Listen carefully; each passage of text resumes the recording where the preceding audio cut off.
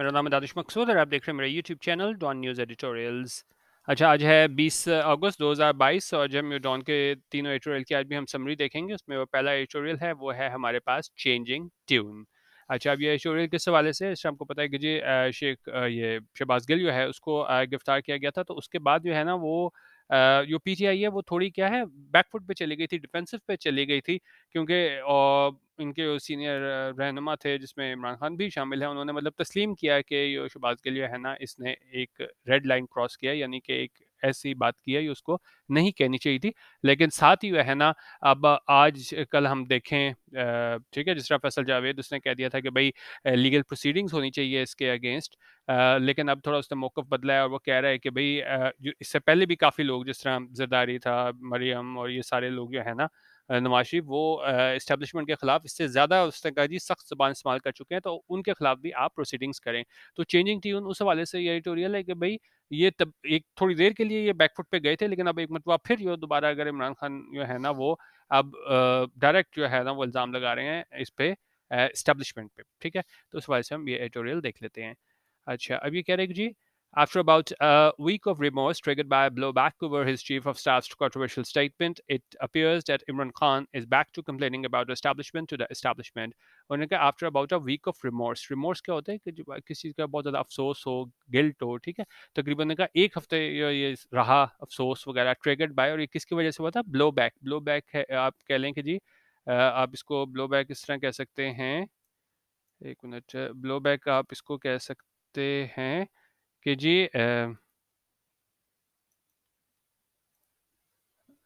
इसको आप कह सकते हैं अनफोर्सीन अनवांटेड इफेक्ट रिजल्ट और सेट ऑफ रिperकशंस। ठीक है, तो उन्होंने कहा एक हफ्ते के बाद जो तकरीबन कोई ये अफसोस वगैरह ये जारी रहा इसका पीटीआई का, यो किसकी वजह से आया? इस ब्लो बैक की वजह से आया था। ये रिperकशंस जो इफेक्ट हमें देखने को मिला था कि ये चीफ ऑफ स्टाफ की जो मतनाज़ा स्टेटमेंट थी, इट अपीयर्स दैट, ऐसा दिखाई देता है Imran Khan is back to complaining, कि इमरान खान दोबारा जो है ना उस तरफ आ गया है कि वो शिकायत कर रहा है अबाउट द एस्टेब्लिशमेंट, एस्टेब्लिशमेंट के बारे में शिकायत कर रहा है टू द एस्टेब्लिशमेंट, और ज़ाहिर है एस्टेब्लिशमेंट को ही शिकायत कर रहा है कि भाई क्या किस तरीके से आपने जो है ना हम पे ये आगे हम देखेंगे उसने कहा कि जी क्रुक्स आपने जो है ना वो हम पे लगा दिए हैं। जो क्रुक्स क्या होते हैं, कोई ऐसा शख्स जो डिसऑनेस्ट हो, क्रिमिनल हो, उन्होंने कहा उनको आपने हमारे ऊपर लाके बिठा दिया है। अच्छा, अब थर्सडे की स्पीच में क्या कहा इमरान खान ने? In a Thursday speech the former prime minister regretted that the powers that be had allowed the crooks to return to power despite knowing about the corruption his political opponents had allegedly been involved in. Thursday की speech में साबिक prime minister ने अफसोस का इजहार किया कि powers that भी थे यानी एस्टेब्लिशमेंट थी हैड अलाउड, उन्होंने इजाज़त दी थी क्रुक्स को। क्रुक्स होते हैं जो कोई शख्स जो बहुत ज़्यादा डिसऑनेस्ट हो, क्रिमिनल हो, कि जी उन्होंने इजाज़त दी थी कि ऐसे क्रुक्स को वापस पावर में ले आए थे, बावजूद इसके जानते हुए कि जो इन्होंने करप्शन की थी इसके सियासी हरीफ थे, had allegedly been involved in, कि मुबैना तौर पर वो उसमें क्या है मुलविस थे, उसके बावजूद इन्होंने इमरान खान ने शिकायत की है कि एस्टेब्लिशमेंट ने ऐसे जो डिसऑनेस्ट लोग थे उनको हमारे ऊपर लाके बिठा दिया। It may not be news, but it was still disturbing to hear from the horse's mouth that the country's intelligence apparatus would feed the Prime Minister information on politicians and their alleged corruption, and that the accountability apparatus was used for political engineering. उनका ये news नहीं है क्योंकि सारों को पता ही है कि भई ये तो एस्टेब्लिशमेंट का रोल होता है, लेकिन फिर भी ये उनका डिस्टर्बिंग था, परेशान कर देने वाला था, to hear from the horse's mouth. ये इडियम होता है, hear from the horse's mouth का मतलब होता है कि जी अगर आप किसी ऐसे ऐसे शख्स से कोई बात सुनो जिसको ये है ना डायरेक्ट पर्सनल नॉलेज हो किसी चीज़ की, क्योंकि ज़ाहिर है प्राइम मिनिस्टर इमरान खान हो रहा है तो वो उसको ज़्यादा बेहतर तरीके से मालूम है कि जी एस्टेब्लिशमेंट क्या करती है, ठीक है? और किस तरीके से पॉलिटिकल इंजीनियरिंग करती है और उसमें इन्वॉल्व होती है। कोई और शख्स कहे तो वो इतना इंपॉर्टेंट नहीं है, लेकिन ज़ाहिर है अब जो बंदा उस पोज़ीशन में रह चुका है तो वो ज़्यादा बेहतर तरीके से इन्होंने कहा बात करेगा, तो उन्होंने कहा इसलिए ये डिस्टर्बिंग था सुनना फ्रॉम द हॉर्सेस माउथ, यानी मेन बंदा जिसे सारी चीज़ों का इल्म है उसके से बारे में सुनना कि वो मुल्क की इंटेलिजेंस अपरेटस है, वो क्या है, वो फ़ीड करेगी, वो असरअंदाज होने की कोशिश करेगी प्राइम मिनिस्टर पे, ठीक है? और would feed the prime minister information, कि वो इन्फॉर्मेशन देगी प्राइम मिनिस्टर को और पॉलिटिशियंस के हवाले से और उनकी मुबैना करप्शन के बारे में, और जो अकाउंटेबिलिटी अपरेटस है उसको इस्तेमाल किया गया पॉलिटिकल इंजीनियरिंग के लिए। और मिस्टर खान ने ये भी कहा कि जी वो हमारी एंटी करप्शन ड्राइव थी वो अल्टीमेटली फेल्ड, वो आखिरकार नाकाम हुई, because the national accountability bureau, क्योंकि उसने कहा नैब जो था ना वॉज बीइंग मैनेज, कि उसको क्या है मैनेज किया गया था ड्यूरिंग हिज टेन्योर, उसके दौरे हुकूमत में, बाया हेल्पिंग हैंड। हेल्पिंग हैंड की वजह से उसने कहा उसको मैनेज किया गया था, और ज़ाहिर है हेल्पिंग हैंड का इशारा यहाँ पे क्या है, एस्टैब्लिशमेंट की तरफ ही है कि, और उसने कहा जी एस्टैब्लिशमेंट क्या करती थी, who would in mister Khan's words कि मिस्टर खान ने क्या कहा, प्रेस द एक्सेलरेटर और take their hands off whenever it suited them. मैंने कहा या तो इसको क्या है वो आगे ले जाती थी कि हाँ जी आप इसको आगे परस्यू करो, या वो क्या कहती थी, एक स्टेप पीछे आ जाती थी, यानी कि आप कार्रवाई ना करो, व्हेनेवर इट सूटेड देम। तो मतलब जो उनका होता था किसी भी केस को लेकर, तो वो उस तरह वो डील करते थे, और उसने कहा यही हमारे नेशनल अकाउंटेबिलिटी ब्यूरो की नाकामी की वजह यही थी कि उसने कहा इस सारे सिलसिले को मैनेज किया गया था। तो farmer prime minister implied that NAB was unable to close cases because the establishment never let it। उन्होंने कहा जी साबिक प्राइम मिनिस्टर ने ये कहा कि जी नैब जो है ना वो केसेस को क्लोज नहीं कर सकी, मंतकी इंजाम तक नहीं पहुंचा सकी, क्योंकि एस्टैब्लिशमेंट है ना उसने कभी उसको ऐसा करने नहीं दिया। अच्छा, I think Mr. Khan's Thursday speech represents a strange world view। जो मिस्टर खान की थर्सडे की स्पीच थी वो पेश करती है एक बड़ी अजीब जो है ना सारी वर्ल्ड व्यू, उस हवाले से उन्होंने ये बात करें। उन्होंने कहा ऐसा दिखाई देता है, he still wants those he now disparagingly calls neutrals to continue to interfere in domestic politics rather than see them detached completely from the legislative and judicial apparatus। अच्छा अब देखें यहाँ पे इस तरह तंकीद की है कि जी एक तरफ इमरान खान कहता है कि जी ये न्यूट्रल्स, इनको कहता है कि आप क्या है इसमें शामिल ना हो सियासत में, और आपका जो काम है हिफाजत का, डिफेंस का, आप उसी साइड पे रहो। लेकिन उन्होंने कहा कि जी ये क्या है, डिस्पैरेजिंगली कॉल्ड न्यूट्रल्स, ठीक है, डिस्पैरेजिंगली होता है आप किसी चीज को बड़े अनकाइंड वे में किसी को कहो ना, कि जिस तरह आप उसको रिस्पेक्ट ना देते हो, तो मतलब एक तरीके से ये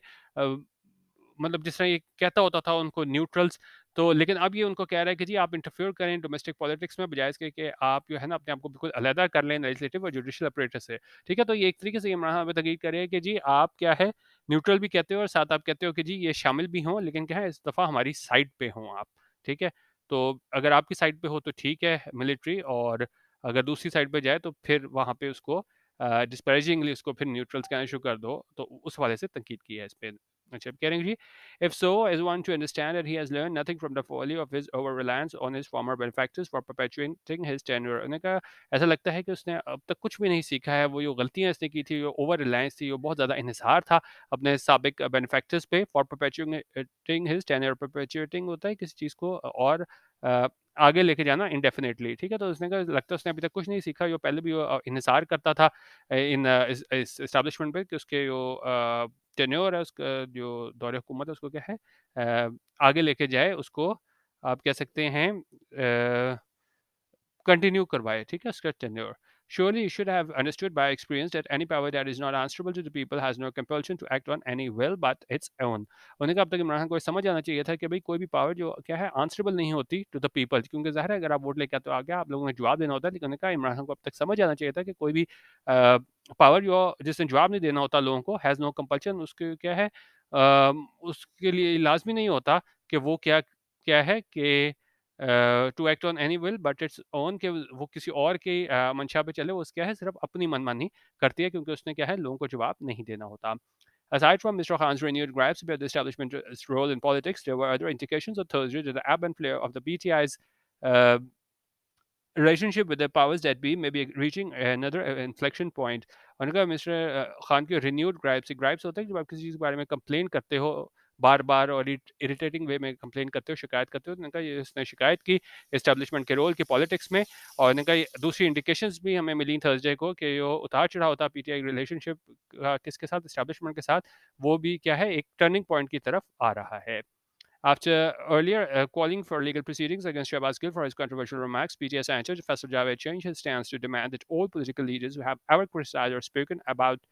against the military should first be tried on similar grounds। अब जिस तरह मैंने आपको शुरू में बताया था कि जी फैसल जावेद जो है ना उन्होंने थोड़ा अपना स्टांस बदला है। पहले तो उन्होंने गिल के खिलाफ लीगल प्रोसीडिंग्स की बात की थी, लेकिन अब वो कह रहे हैं कि जी उन्होंने डिमांड की है, तकाजा किया है कि जितने भी पॉलिटिकल लीडर्स हैं उन्होंने जब कभी भी ये क्रिटिसाइज़ किया है, तनकीद की है और खिलाफ बोला है मिलिट्री के, उसको उनको करना चाहिए, उनके खिलाफ मुकदमा चलाना चाहिए सिमिलर ग्राउंड्स पे। ठीक है? अच्छा। कह रहे हैं meanwhile Mr. Gill remained in the headlines for the tug of war over his custody as well as concerns over his physical well-being। अच्छा, बाकी ये मिस्टर गिल के हवाले से बात करें, शहबाज गिल के हवाले से किस तरह जो है ना वो खींचातानी जारी रही इसकी कस्टडी को लेके, और फिर जो खदशात थे कि उसकी सेहत के हवाले से लेके। अच्छा, और ने कहा कि जी ये जो हमें इमेजेस नज़र आते हैं सियासतदानों के, इनको ड्रैग किया जा रहा है, घसीटा जा रहा है पुलिस की जानिब से, और यहाँ पे ये उनको घसीट के अस्पताल ले जाया जा रहा है, कोर्ट हाउस ले जाया जा रहा है। उन्होंने कहा बदकिस्मती से ये क्या चीज़ है, पाकिस्तानी पॉलिटिक्स में चीज़ नई नहीं है और जो कंसर्न्स हैं, खदशात हैं कि मुबैना तौर पे उसको टॉर्चर किया गया है, तशद्दुद किया गया है आर क्वाइट सीरियस। उन्होंने कहा ये क्या है, बहुत सीरियस है। और उन्होंने कहा कुछ जर्नलिस्ट, सहाफ़ी और जो पीपी लॉ मेकर है वो दावा कर रहा है कि उसने एविडेंस देखा है, सबूत देखा है कि मिस्टर गिल को यकीनन जो है ना वो टॉर्चर किया गया था, तशद्दुद का निशाना बनाया गया था कस्टडी में, हिरासत में। उन्होंने कहा the matter can not be ignored any further. उन्होंने कहा ये सारा सिलसिला है, सारा ये जो सारा ये चीज़ है कि जी इसको गिल को तशद्दुद हुआ है कि नहीं, इसको इन्होंने कहा इसको इग्नोर नहीं किया जा सकता, नज़रअंदाज नहीं किया जा सकता और इसको क्या है क्रिटिकली और इंडिपेंडेंटली देखना होगा। और साथ कह रहे हैं जी torture custodial death prevention punishment bill है 2022, ये सेनेट में आ गया है, इस पास होने के बाद नेशनल असेंबली से। उन्होंने कहा एक बड़ा शेम की बात होगी, शर्म की बात होगी गवर्नमेंट के लिए अगर ये चीज़ सामने आती है कि ये सीरियस नहीं है कि इनह्यूमन गैर इंसानी जो प्रैक्टिसेस हैं उनको ख़त्म करने के लिए अंडर इट्स वॉच, ठीक है, अपनी निगरानी में अगर वो हमें ऐसा लगे कि वो ये जो गैर इंसानी प्रैक्टिसेस हैं इनको ख़त्म नहीं करना चाहती, तो उन्होंने कहा यकीनन इस हुकूमत के लिए जो है ना बहुत शर्म की बात होगी। तो बेसिकली ये एडिटोरियल इस हवाले से था कि किस तरह इमरान खान की टोन जो है ना वो थोड़ी चेंज हुई है। शुरू में थोड़ा बैकफुट पे जाना पड़ा, लेकिन एक बार फिर जो है ना वो अब इस्टेब्लिशमेंट को इन्होंने ललकारना स्टार्ट कर दिया है इमरान खान ने। अच्छा, दूसरा एडिटोरियल हम देख लेते हैं, वो है हमारे पास लिफ्टिंग इम्पोर्ट कर्व्स। अब पाबंदियाँ लगाई हुई थी इम्पोर्ट की, क्योंकि आपको पता है कि हमारा करंट अकाउंट डेफिसिट बहुत ज़्यादा बढ़ गया था, तो फिर ज़ाहिर है जो हमारे फॉरेन एक्सचेंज रिजर्व्स खतरनाक हद तक कम हो गए थे, तो उसके लिए है ना वो इम्पोर्ट पे पाबंदियाँ लगाई गई थी, लग्जरी आइटम्स पे, मोबाइल फ़ोन्स पे। तो अब इसको हटाया गया है, तो उस वाले से एडिटोरियल है। और इसमें एक और बात ये की गई है कि पहले जो है ना फिक्स्ड टैक्स लगाया गया था ट्रेडर्स पे, लेकिन आपको जिस तरह पता है कि जी पीएमएलएन वाले है ना, इनकी वो बेसिक जो मेजर कॉन्स्टिट्यूंसी है, ज़्यादा लोग जो वोट देने वाले हैं वो भी ट्रेडर्स ही हैं, तो वो बहुत ज़्यादा खिलाफ हो गए थे नून के, तो सिर्फ अपनी वो बचाने के लिए ना कि लोग आपसे नाराज़ ना हो जाए, अपना वोट बैंक बचाने के लिए इन्होंने वो टैक्स खत्म कर दिया, तो उसको बहुत ज़्यादा तनकीद का निशाना बनाया गया है इस एडिटोरियल में। इसको हम देख लेते हैं। उन्होंने कहा जी less than 2 months after the passage of the national budget, the PMLN-led ruling coalition has announced new taxation measures of around 50 billion। उनका अभी 2 महीने भी इस बात को भी नहीं हुए कि ये पास हुआ था नेशनल बजट, जो पीएमएलएन लेड रूलिंग कोalition लेके आई थी, तो उन्होंने अनाउंस कर दिया है नए टैक्सेशन मेजर्स, नए नए इकदाम किए हैं और ये टैक्सेस कितने हैं, तकरीबन 50 बिलियन के हैं। अच्छा, अब ये क्यों इनको डिसीजन लेना पड़ा? Its decision has been associated by the government's need to cover the significantly large hole created in its budgeted revenues due to the withdrawal of the new fixed tax regime on retailers and the cash given to PSA to save the state-owned oil company from defaulting on its foreign payments। अच्छा, अब देखें सबसे ये है कि इसकी ज़रूरत ये पड़ी थी क्योंकि गवर्नमेंट ने जो है ना एक होल क्रिएट कर लिया था अपने बजटेड रेवेन्यूज़ में, क्योंकि एक तो ये उन्होंने विथड्रॉ किया था, वापस लिया था new fix tax regime on retailers पे, और फिर ये इनको कैश देना पड़ा था पीएसओ को ताकि बचाया जा सके स्टेट ओन्ड ऑयल कंपनी को डिफ़ॉल्ट करने से अब इनकी फॉरेन पेमेंट्स को लेके। अच्छा, हमने कहा meanwhile the government has lifted the 2 month old import restrictions on luxury items and introduced new taxation measures to make items like cars and handsets expensive enough to inhibit demand and contain the rapid rise of the current account deficit। और उन्होंने कहा government ने हटा दिया है 2 month पुराना जो import restrictions थी लग्जरी आइटम्स में, और इंट्रोड्यूस करते हैं नए टैक्सेशन मेजर्स ताकि जो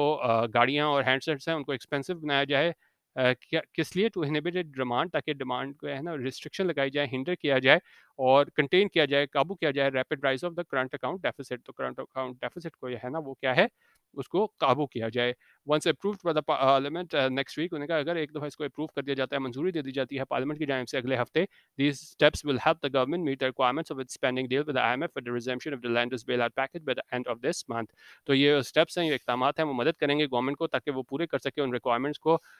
जो इनकी पेंडिंग डील के हवाले से हैं आईएमएफ के साथ, ताकि बहाल किया जा सके लेंडर का bail out package by the end of this month, इस मंथ के आखिर तक जो है ना वो हमें बेल आउट पैकेज मिल सके। अच्छा, और ये नए मैय्यर जो हैं ना वो क्या है? उन्होंने कहा कि जी ये एक तो ये रेवेन्यू मोबिलाइजेशन बर्डन 36 बिलियन का ये डाल देगा टोबैको इंडस्ट्री पे, और जो द रिमेनिंग अमाउंट है will be raised through the imposition of 400% to 600% regulatory duty on luxury cars, cell phones and home appliances. और बाकी जो अमाउंट है वो कहाँ से पूरी की जाएगी? ये लगाया जाएगा, इम्पोज़ किया जाएगा 400% से 600% रेगुलेटरी ड्यूटी किस चीज़ पे? लग्जरी कार्स पे, सेल फोन्स पे और होम अप्लायंसेस पे, ठीक है? अच्छा, उन्होंने कहा अच्छी बात ये है कि ये टैक्सेस जो है ना, ये असरअंदाज़ नहीं होंगे कॉमन लोगों को, क्योंकि ज़ाहिर है लग्ज़री आइटम्स के हवाले से बात हो रही है। लेकिन उन्होंने कहा है कि जी, और ये उस आर इन लाइन है, ये उसके मुताबिक है, ये स्टेटेड पॉलिसी थी गवर्नमेंट की कि जी हम स्लो डाउन करेंगे ग्रोथ को इस फिस्कल ईयर में, ताकि यकीनी बनाया जा सके एक्सटर्नल सेक्टर स्टेबिलिटी को, ताकि भरे जा सकें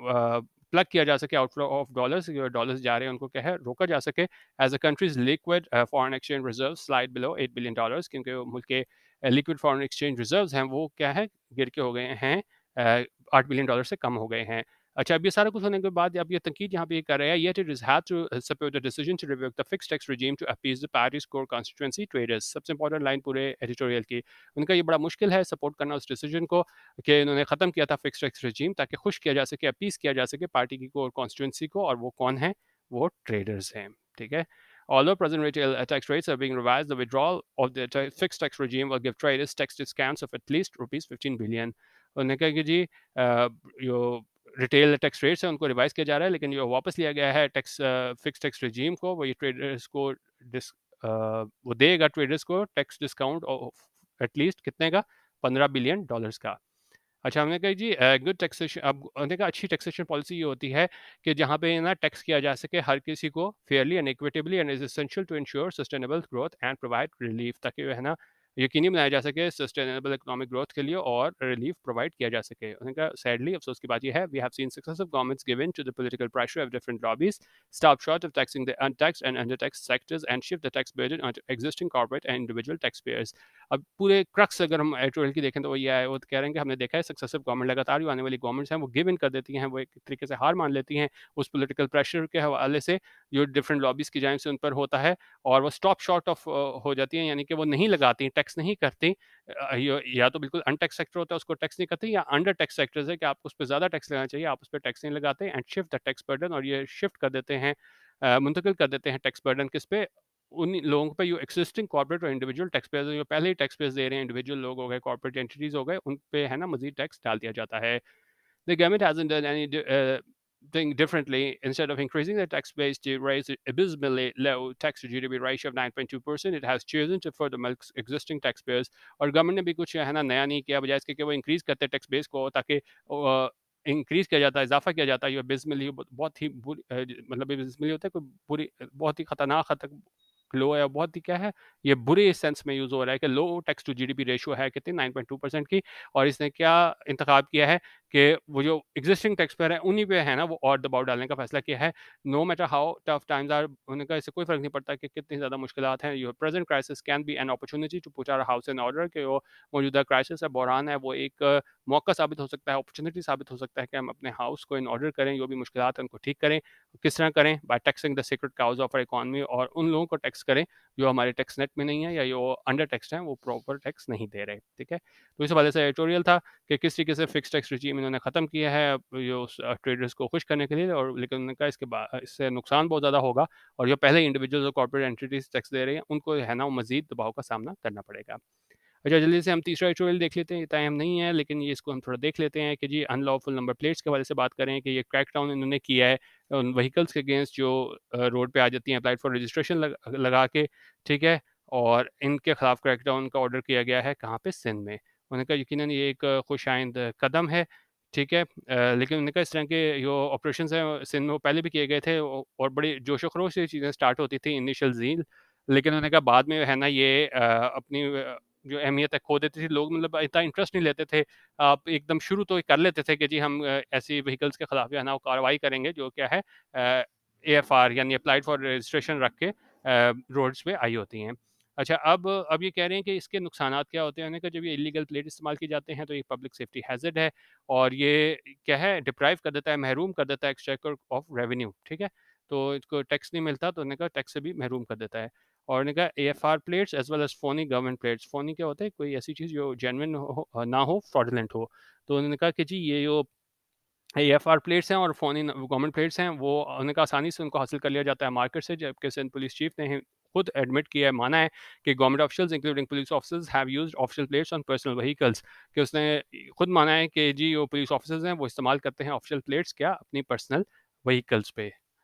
ठीक है, अच्छा। अब कह रहे हैं उन्होंने कहा और इसके नुकसानात क्या हैं एएफआर और इल्लीगल प्लेट्स के? उन्होंने कहा ये ऑब्वियस हैं, और उन्होंने कहा ख़ासतौर पे एक्सीडेंट्स के केसेस में बड़ा मुश्किल होता है कि इन को ट्रेस करना ऐसे व्हीकल्स को। मज़ीद ये कि वो व्हीकल्स होते हैं ऐसे, उनको इस्तेमाल किया जाता है क्रिमिनल्स की जानिब से और टेररिस्ट की जानिब से, और इसको बाद में ये डिस्कार्ड कर देते हैं, ज़ाया कर देते हैं क्राइम कमिट करने के बाद, और ये बड़ा टफ बना देता है, मुश्किल बना देता है, ताकि इंसिडेंट्स की जो है ना उसको प्रूव किया जा सके, उसकी जांच की जा सके, कोई उस पे क्या है इन्वेस्टिगेशन की जा सके। और उन्होंने कहा ये लैक ऑफ रजिस्ट्रेशन है, इससे क्या है डिप्राइव कर देता है, महरूम कर देता है स्टेट को एनुअल मोटर व्हीकल टैक्स, क्योंकि ज़ाहिर रजिस्टर नहीं होती, तो ये annual motor tax vehicle tax से भी जो है ना स्टेट जो है वो महरूम हो जाती है। उन्होंने कहा ये कैंपेन है, ये क्रैकडाउन है लीगल प्लेट्स पे, उन्होंने कहा ये एक सस्टेन वन होना चाहिए, ये नहीं है कि आपने किया शुरू में बड़े जोश से आपने इनके खिलाफ कार्रवाई करने का आगाज़ किया और बाद में है जिस तरह माजी में होता है